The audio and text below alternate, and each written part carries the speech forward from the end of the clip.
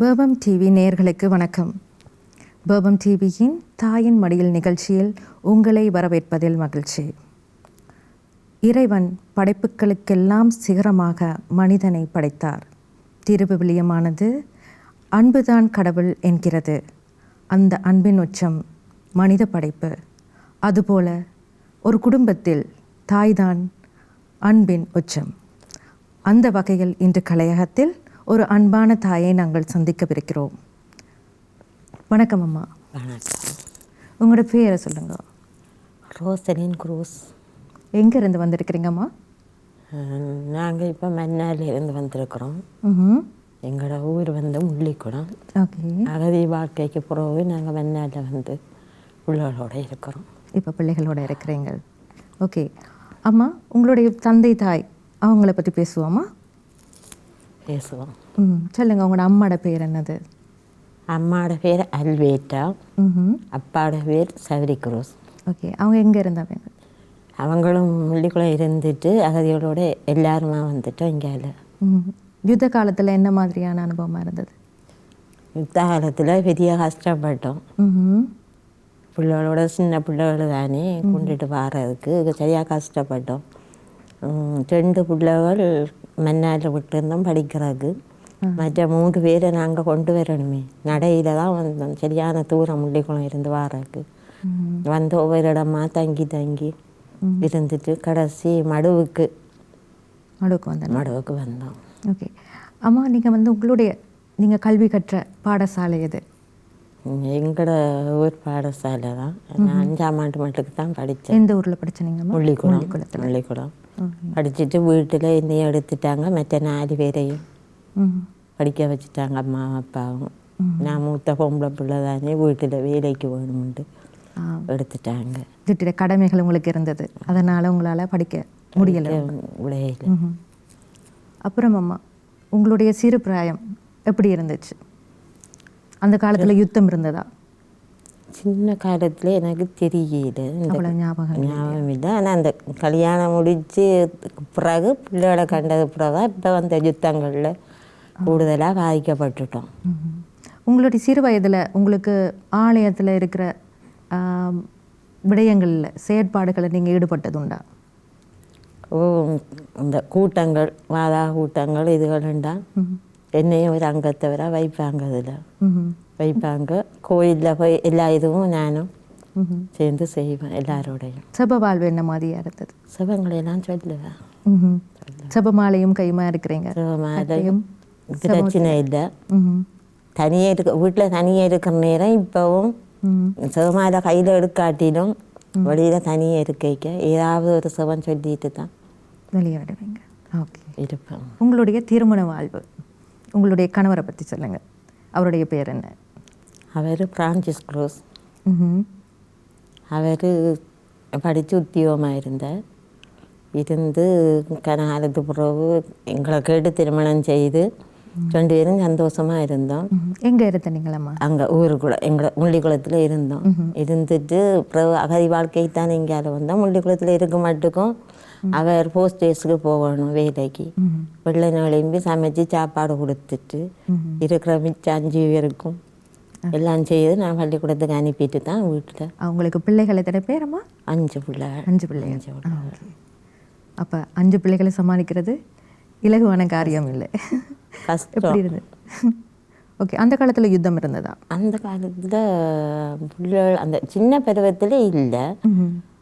பிறகு 91ஆம் ஆண்டு தான் எங்களுக்கு அந்த யுத்தம் இப்போ யுத்தம் நடந்த பிறகு தான் கொஞ்சம் பாதிப்பு எல்லாத்துக்கும். அப்போ இடம்பெயர்ந்தீங்களா நீங்கள்? இடம்பெயர்ந்து போயிருந்தோம். கன்னடங்களில் இருந்துட்டு வந்தோம். இருந்துட்டு வந்து இந்தியாவுக்கு சொந்தங்களெல்லாம் கூப்பிட்டு வர சொல்லி எனக்கு 2 மகள் படிக்கணும்னு சொல்லி தாங்கள் வரையில் தம்பியாக்களை கூட்டிகிட்டு போகிறேன்டா போங்க வந்து இவருக்கு விருப்பம் இல்லை போகிறதுக்கு. உத்தியோகத்தை விட்டுட்டு போக இயலாதே, நீ பிள்ளைகள் 2 பேரையும் விட்டுட்டும் போக இயலாதுன்ட்டு எல்லாரும் இருந்துட்டோம். அப்போ பிள்ளைகளோட நீங்கள் இங்கே இருந்தீங்க? எங்கள் இந்தியாவுக்கு போகலை? இந்தியாவுக்கு போகலை. உங்களுடைய பிள்ளைகள் இப்பொழுது எப்படி இருக்கிறாங்க? எல்லாரும் படித்து உத்தியோகத்தோடு நல்லா இருக்கிறாங்க, பிரச்சனை இல்லை. எப்படி அப்படி நீங்கள் வந்து இடம்பெயர்ந்து இருந்த காலத்தில் எப்படி அவங்களுக்கு கல்வி அவங்களுக்கு கொடுக்க முடியுமா இருந்தது? நான் மடுவில் இருக்கைக்கும் பிள்ளைகள் மன்னார்லேருந்து படித்தது. 2 பிள்ளைகளுக்கும் கஷ்டப்பட்டு வார சம்பளத்தில் காசுகள் கட்டி வீட்டில் சாப்பாடு இருக்கையெல்லாம் வீட்டில் காசுகள் கொடுத்து சரியான கஷ்டத்துக்குலாம் படித்ததுகள் பிள்ளைகள். கஷ்டத்துலேயும் படிப்பை விட இல்லை. கஷ்டத்துலேயும் படிப்பை விட இல்லை ஒருத்தரும். உங்கள் கஷ்டத்துக்கு ஒரு பலன் கிடைச்சது. அப்புறம் உங்களுடைய இப்போ உங்களுக்கு பேர பிள்ளைகள் எத்தனை பேர் இருக்கிறாங்க? எனக்கு இங்கே 3 பேர பிள்ளைகள் இருக்குது மன்னாரில். வெளிநாட்டில் 2 பேர் இருக்கிறாங்க. அது உங்களோட பிள்ளைகள் வந்து இப்போ வெளிநாட்டிலையும் இருக்கிறாங்களா? மூத்தவ வெளிநாட்டில் இருக்கிறான். மூத்தவ என்னவா இருக்கிறா இப்போ? அவள் என்ஜினியராக இருந்தா இங்கே கொழும்பில் வேலை செய்து போட்டு வெளிநாட்டுக்கு திரும்பி படிக்க போயிருந்தா. அங்கே ஒரு டாக்டர் கல்யாணம் முடிச்சிட்டாரு. இங்கே இலங்கைக்கு கொண்டு தான் கல்யாணம் முடித்து வெளிநாட்டுக்கு கூட்டிக் கொண்டு வச்சிருக்கிறாரு. 2 குழந்தைகள், 2 குழந்தைகள், ஒரு ஆணும் ஒரு பொண்ணும் வெளிநாட்டிலே இருக்கிறாங்க. உங்களுக்கு 2வது மகள் என்ன மாதிரி இருக்கிறாங்க? 2வது மகள் அவன் திருமணம் செய்து 2 பிள்ளைகள். 2 பிள்ளைகள். அவன் லெக்சராக இருக்கிறா வவுனியாவில். புருஷன் ஏடியாக இருக்கிறாரு, கல்விக்கந்தூரில் இருக்கிறாரு. 2 பிள்ளைகள். ஒரு பொடியை மூத்த வேலை எடுத்துட்டு நிற்கிறான். இளையது இந்த முறை ஓயல், ஒரு ஆணும் ஒரு பொண்ணும். மற்றது 3வது மகன், 4வது ஒரு மகன். 4வது மகன் மடுவிலிருந்து இறந்து போயிட்டார். 8ஆம் ஆண்டு படித்தார். படிச்சுட்டு இந்த நேரத்தில் தான் அவர் இறந்தார். 18 வயசில் இறந்து. எங்களுடைய அழுதாபங்களம்மா. இப்போ நீங்கள் வந்து யாரோட இருக்கிறீங்க? இப்போ வந்து கடைசி மகளும் அந்த 2வது மகள், கடைசி மகள் டீச்சராக இருக்கிறா. அவருக்கு ஒரு குழந்தை இருக்குது, 4 வயசு குழந்தை. அதை வச்சு பார்த்துக்கணும். அப்போ பிள்ளைகளெல்லாம் உத்தியோகமாக போயின்னா அம்மாவோட பாரம் தான் எல்லாம் தூரத்தில் உத்தியோகம் பார்த்தா அம்மாவுக்கு தான் பாரம். பேர பிள்ளைகளையும் இப்போ நீங்கள் பார்க்குறீங்க. ஓகே. இப்போ உங்களோட பிள்ளைகளுக்கு நீங்கள் வந்து வழி நடத்தும் போது அவங்களுடைய சுபவாழ்வு என்ன மாதிரியாக இருக்குது? நான் முதல் வீட்டில் ஒருமிக்க இருக்கையே சரி. இப்போ பக்கத்தில் 2 பேரும் இருக்கிறாங்க. இருந்தால் வீட்டில் இல்லை தானே, உத்தியோகம் எல்லாரும் ஒரு இடங்களில். நானும் பேர பிள்ளைகளும் தானே, அதை நாங்கள் செய்து கொள்வோம் வீட்டில். பேர பிள்ளைகளுக்கெல்லாம் நீங்கள் சபிக்க அந்த பிறகு ஆலய செயற்பாடுகளில் ஈடுபட்டெல்லாம் சொல்லிக் கொடுத்து கொண்டிருக்கிறீங்க. இப்போது நீங்கள் வந்து உங்களுடைய வாழ்க்கையில் நீங்கள் ஒரு பிரார்த்தனை செய்திருப்பீங்க. உங்களுடைய வாழ்க்கை வந்து நீங்கள் கஷ்டப்படும் போது இந்த நிலைமையில் வரணும், அந்த மாதிரி ஒரு நிலைமைக்கு இப்போ நீங்கள் வந்துட்டீங்களா? நல்லா வந்திருக்கணும். நான் கஷ்டப்பட்டதுக்கு ஆண்டவர் எனக்கு எல்லா வழியாலையும் உதவி செய்திருக்கிறார். எல்லா வழியாலையும் உதவி செய்திருக்கிறார். அந்த கஷ்டப்பட்டதுக்கு எல்லாத்துக்கும் கடவுள் உங்களுக்கு நல்ல ஆசிரை வழங்கி இருக்கிறார். நீங்கள் கஷ்டப்பட்ட நேரம் என்ன மாதிரியான நிலைமைக்கு வரணும்னு நீங்கள் நினைச்சிங்க? நான் நிலைமைக்கு வரணும்னு நினைக்கல. நான் யுத்த காலத்தில் தானே நான் கொஞ்சம் கவலைப்பட்டது என்னென்னா, பிள்ளைகளுக்கு ஒன்றும் நடக்கக்கூடாது.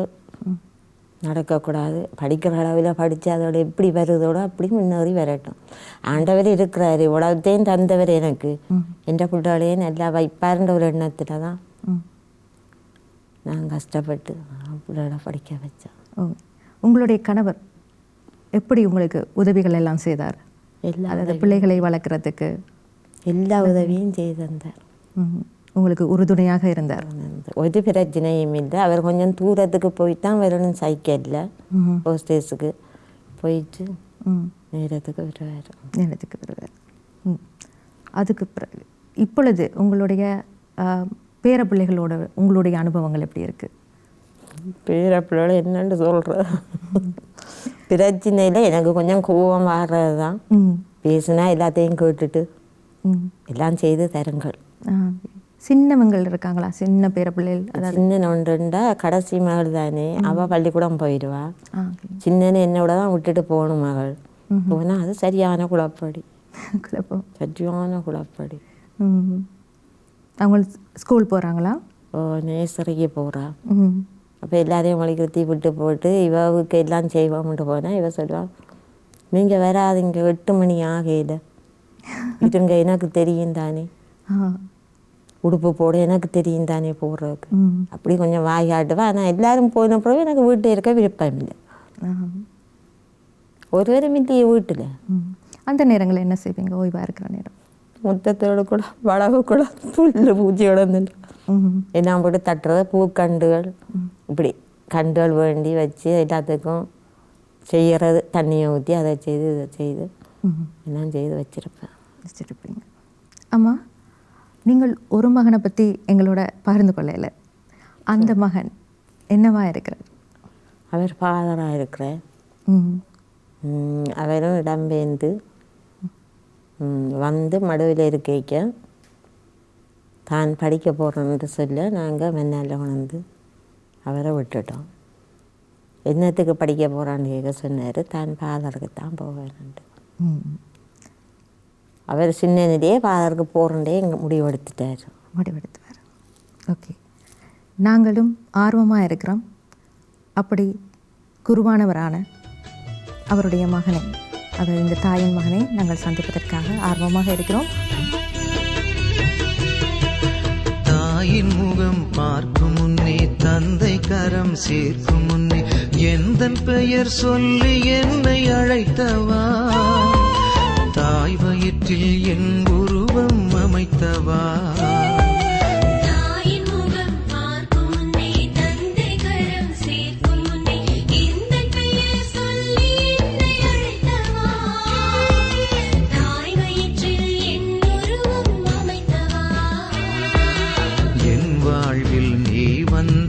என்னை பின் செல் என்றாய்,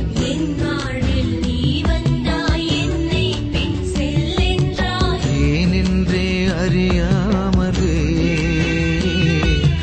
உன் வழியில் நான் வந்தேனே. தாயின் முகம் பார்க்கும் முன்னே, தந்தை கரம் சேர்க்கும் முன்னே, எந்தன் பெயர் சொல்லி என்னை அழைத்தவா, தாய் வயிற்றில் என் உருவம் அமைத்தவா.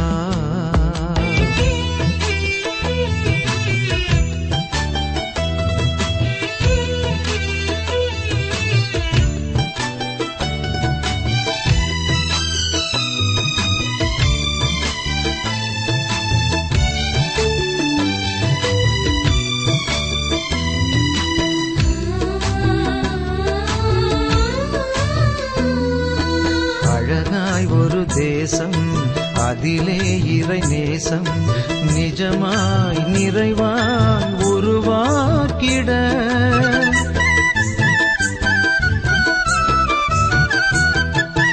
அழகாய் ஒரு தேசம், அதிலே இறை நேசம், நிஜமாய் நிறைவாய் உருவாக்கிட.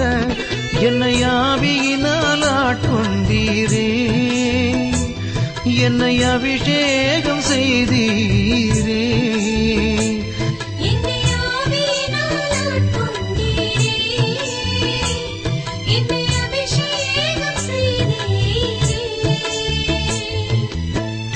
அன்பின் செய்தியை அகிலம் சொல்லிட, அகலா என்னையே அனுப்பும் தெய்வமே, அகலா என்னையே அனுப்பும் தெய்வமே.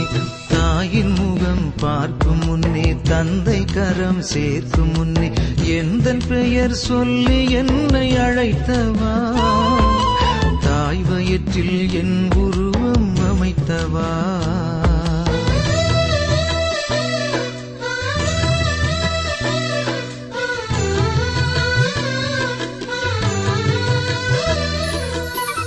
அம்மா, நீங்கள் உங்களுடைய ஒரு மகன் குருவானவராக இருக்கிறதா சொன்னீங்க. அவரை எங்களுக்கு அறிமுகப்படுத்துங்கள். அவருடைய பெயர் என்ன? Jude Gnanaraj Cruz Nehru. Jude Gnanaraj Cruz Nehru. நீங்கள் எப்படி அழைப்பீங்க அவரை? பேரை சொல்லியும் கூப்பிட்டுக்கிற, வீட்டில் இருந்தால் பேரை சொல்லி கூப்பிடுவோம். இந்த வெளியேறில் போய் வைக்க ஆக்களோட வரைக்க தம்பி இல்லாட்டி ஃபாதர். தம்பி இல்லாட்டி ஃபாதர்னு கூப்பிடுவீங்க. ஓகே, அவருடைய சிறு பிராயம் எப்படி இருந்தது அம்மா? வீட்டில் எப்படி இருப்பார்? குளப்படியா இல்லை அமைதியான பிள்ளையா? அமைதியான பிள்ளை. ஆஹா. இந்த பிள்ளைகளுக்கு சரியான அமைதியான பிள்ளை. பள்ளிக்கூடத்துக்கு போனாலும் எந்த பிரச்சனையும் இல்லை. கம்ப்ளைண்ட்ஸ் எல்லாம் வந்ததில்லை? ஒன்றுமே வராது. படிச்சுட்டு வருவார். ஓகே. வந்து வீட்டில் ஒரு இடத்துக்கும் போகாமல் வீட்டிலேருந்து விளையாடுவாங்க 5 பேரும். சகோதரர்களோட எப்படி இருப்பார்? நல்லா இருப்பார். சண்டையெல்லாம் போட மாட்டாரா? சண்டை போட மாட்டார். அன்பாக இருப்பார் எல்லாருடையும். இருப்பார். இவர் எத்தனையாவது பிள்ளையாம்மா? இவர் 3வது. 3வது பிள்ளை. ஓகே. இவருக்கு முதல் இருந்தது சகோதரிகளா இல்லாட்டி சகோதரர்களா? பொம்பளை பிள்ளை 2. அப்போ மூத்த மகன் உங்களுக்கு? மகன் இவர் தான். 2 பிள்ளைகளுக்கு பிறகு 3வது மகன். அந்த 2 பொடியங்களுக்கையும் மூத்தது இவர். இவருக்கு இளைய தான் மற்ற மகன். வணக்கம் ஃபாதர். வணக்கம் ஃபாதர் நேரு. எஸ். எப்படி குருவானவராக வரணுமென்ற எண்ணம் எப்படி உங்களுக்கு தோன்றிச்சு? இந்த எண்ணம் நான் சிறு வயதிலிருந்து ஆலயங்களுக்கு போய் வர்றது, சிறு பராயத்திலேருந்து என்னுடைய அம்மாவும் அப்பாவும் அதை பழகி கொண்டிருந்தாங்க. அதோடு எங்களோட அப்பா அநேகமான நேரங்களை தன்னுடைய வேலைகள் முடிந்தால் ஆலயத்தோடு செலவு பண்ணுவார். ஆலயத்தில் பல வருடங்கள், நான் அறிந்த மட்டும் பல வருடங்கள் ஆலய சபை நிர்வாகம் அப்படின்னு இருந்ததால் குருக்களோட கூடுதலான தொடர்பு அடிக்கடி இருந்து கொண்டு வந்தது. அப்போ அதெல்லாம் நான் அடிக்கடி பார்த்து கொண்டிருப்பேன். அப்போ நான் வளர்ந்தொரு பராயத்தை அடையும் போது, அதாவது நான் ஒரு 5ஆம் ஆண்டு 6ஆம் ஆண்டு படிக்கிற நேரத்தில் அங்கே இருந்த குருவானவர் ஒருவர் இருந்தார், எங்களுடைய பங்கு தந்தை. அப்போ அவரோட எனக்கும் கூடுதலான அந்த ஓரளவு பழகக்கூடிய ஒரு சந்தர்ப்பம் கிடைத்தது. அதை வைத்துக்கொண்டு காலப்போக்கில் பீடப்பணியாளராக பணியாற்றி பணியாளர்களுடைய குழுவின் பல்வேறு நிலைகளில் பணியாற்றி கொண்டு வர்ற நேரத்தில் எனக்கு என்னை அறியாமலே அந்த பீடத்திற்கு அருகாமையில் போய் வருவது, அங்கே இருக்கிற அந்த குருவினுடைய வாழ்முறையை பார்க்கும்போது ஒரு ஆசை. ஆமாம், ஃபாதரனுடைய சிறு வயதில் ஏதாவது ஒரு செயற்பாடு இவர் வளர்ந்தால் ஒரு ஃபாதராக வருவார் அப்படின்ட்டு உங்களுக்கு தோணியிருக்கா? ஃபாதராக வருவார்னு எனக்கு அந்த இதுகள் ஒன்றும் இல்லை. இந்த அனுபவம் இருக்கையில்? இந்த அனுபவம் இருக்கையில் படிக்கட்டும் பிள்ளைகள் அப்படின்னு தான் விட்டுட்டேன். வேறு கொஞ்ச காலம் இப்படி அந்த ஃபாதரோட சேர்ந்து ஐயா சரியான பக்தி தானே, கோயிலில் வேலை செய்கிறது, இந்த பாட்டுகள் கவிதைகள் இதுகளையெல்லாம் அவர் தான் அந்த கோயிலில் செய்து இதுகளையெல்லாம் செய்கிறது. ஃபாதரோட வேறு போய் சேர்ந்ததுக்கு பிறகு ஒரு கூட்டம் ஒன்று வச்சாங்க. அங்கே ஃபாதர் ஒரு கூட்டம் ஒன்று வச்சு அதில் ஞானப்பிரகாசியார் கூட்டம் ஒன்றுன்னு சொல்லி இவர் அந்த கூட்டத்தில் இருந்தார் கன பிள்ளைகளோட. அந்த நேரத்தில் அந்த கூட்டம் வச்சு வட்டமாக வச்சு அவர் கூட்டம் வைக்க அந்த ஃபாதர் இருக்கிற இதில் இருக்கிற ஆட்கள் நீங்கள் என்னத்துக்கு படித்து என்ன மாதிரி வருவீங்கண்டு எல்லோரும் தாங்கள் டீச்சர் அது இதுண்டு பொடியங்கள் பிள்ளைகளெல்லாம் சொன்னது. இவர் எழும்பி சொன்னது தான் ஃபாதராக வருவேன். முதல்ல ஃபாதர் தான் குருவானவராக வரப்போகிறேன் அப்படின்னு சொல்லும்போது உங்களுடைய மனநிலை எப்படி இருந்தது? சந்தோஷப்பட்டீங்களா? இல்லை, சந்தோஷப்பட இல்லைம்மா. நான் சந்தோஷப்பட இல்லை. என்னண்டா ஐயா கொஞ்சம் இயலாதவர், அதால் பிறகு கஷ்டமாக இருந்துட்டு ஐயாவுக்கு கஷ்டமாக இருந்தால் பொம்பளை பிள்ளைகள் வெளியில் போயிருங்கள், வேறு இடங்களுக்கு திருமணம் செய்து போயிடுவாங்க. நீங்கள் 2 ஆம்பளை பிள்ளைகள் தான் என்னோட இருந்தால் ஐயாவை பார்க்கணும்.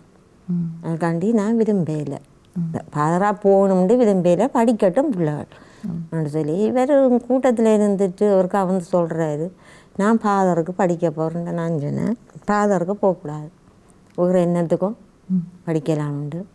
இவர் அந்த ஃபாதர்கிட்ட கூட்டத்தில் சொல்லி போட்டார், நான் ஃபாதருக்கு தான் படிக்க போகிறேன் பாருண்டு. இவ்வளோ பொடியங்களெல்லாம் வேறு மாதிரி சொல்கிறாங்க, நீ ஏன் ஃபாதருக்கு வர போகிறான்னு கேட்க இவர் கேட்டது சின்ன வயசில் எங்களோட அம்மாவோட அண்ணாக்கள் 2 பேர் ஃபாதராக இருக்கிறாங்க, நான் ஃபாதராக வந்தால் என்ன ஃபாதர் அப்படி கேட்டவர். அவருடைய அப்பா அதுக்கு ஒத்துக்கொண்டாரா? அப்பாவுக்கு விருப்பம், இப்படி பிள்ளைகள் போகிறது அப்பாவுக்கு விருப்பம். அதோடையும் அவர் கேட்டார் 6 ஃபாதர் உங்களுக்கு இருக்கிறாண்டு, சேவியர் குருஸ் விக்டர் குருஸ்ன்னு 2 ஃபாதர் மாதிரி இருக்கிறாங்க, நான் அப்படித்தான் குருவாக போகிறேன்னுண்டு. அப்படியும் அவர் ஓகே சொல்லிட்டாரு. எனக்கு கொஞ்சம் மனசுக்குள்ளே அது வருத்தம் போல். விருப்பம் இல்லாமல் அனுப்பி வச்சிங்க? அனுப்பவும் இல்லைம்மா, விருப்பம் இல்லை. இவர் விரும்பிட்டார் அகதி வாழ்க்கையில். அப்போ நாங்கள் ஓடி வந்துட்டோம் தானே மடுவுக்கு. வந்தது 91ஆம் ஆண்டு வந்த மடுவுக்கு. எல்லா இடமும் சுற்றி இருந்துட்டு 7ஆம் மடுவுக்கு வந்தோம். 92ஆம் ஆண்டு இவர் படிக்க போகிறேன் என்று சொல்லியும் அனுப்பி விட்டோம். என்ன இருக்குது வந்த குறுமடத்தில் சேர்ந்துட்டு. அனுப்பும் போது எப்படி இருந்தது? நான் பள்ளிக்கூடத்தில் படிக்கத்தானே தம்பி அனுப்புகிறேன், சுவாமிக்கு இந்த அனுப்பையில்தானே ஆண்டு சரி அனுப்பி வைக்க, மன்னாருக்கு அனுப்பி வைக்க. அவர் முதல் கேட்டார் ஃபாதர் எங்களோட ஊருக்கு இருந்து. அந்த ஃபாதரை கொண்டே குறுமடத்தில் சேர்த்து விட்டுட்டார். இவர் போய் சொல்லியும் குறுமடத்தில் சேர்த்து விட்டுட்டார். ஃபாதருடைய முதல் நாட்கள் எப்படி கடந்தது ஃபாதர் குறுமடத்தில்? நான் குறுமடத்துக்கு சேர்ந்தது அகதி முகாமில் இருந்து தான். இடப்பெயர்வுக்கு 90ஆம் ஆண்டு இடப்பெயர்வில் எல்லாம் இருந்து கடைசியாக 92ஆம் ஆண்டு 91ஆம் ஆண்டு நான் முதல் எங்களுடைய பங்கு தந்தையாக இருந்தவர் மடுவில் வந்து கேட்டார், இன்னும் அந்த ஆசை இருக்குன்னு சொல்லி.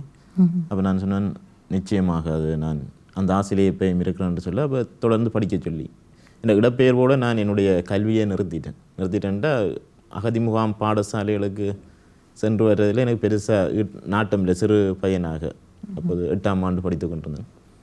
அப்புறம் இந்த குருவானவர் வந்து உனக்கு இன்னும் குருவாக போகிற ஆசை இருக்குன்னு சொன்னால் நீ தொடர்ந்து பாடசாலை செல்லணும்னு சொல்லி ஒரு 3 மாதம் பாடசாலைக்கு போக, அதன் பின்பு 1992ஆம் ஆண்டு எங்களை எல்லாரையும் சரி குறுமடத்தில் சேர்றதுக்கு அனுமதிக்கப்பட்டு,